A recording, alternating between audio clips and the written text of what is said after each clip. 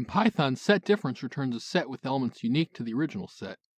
Let's see it in action. Set A has 1, 2, and 3. Set B has 1 and 2.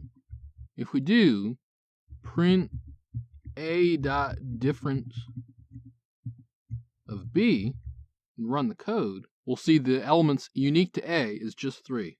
Let's do another example. Print B dot difference A.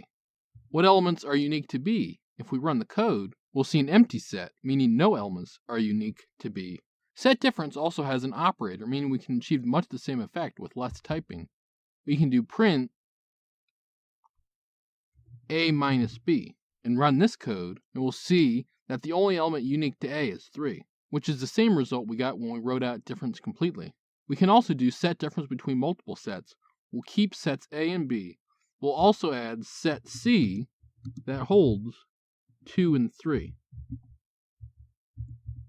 If we do print A dot difference of B and C and run this code, we'll see an empty set as A has no element that is not also in either B or C. A quick note, you can still do this with the operator form. You would just write A minus B minus C and still get the same result. To wrap up, 2 side notes on related things. What if you wanted to use this functionality but on lists, meaning the set difference between 2 lists? Constructors to the rescue, baby. List A has 1, 2, 3, 4, and 5. List B has 3, 5, 6, 7, and 8. List C equals list of set of A minus set of B. This makes list C have only elements unique to list A. If we print C and run the code, we'll see as much as C only has 1, 2, and 4. In Python, set difference update does set difference, but updates the original set instead of returning a new set. Let's get into the example. Set A holds 1, 2, and 3. Set B holds 3, 4, and 5.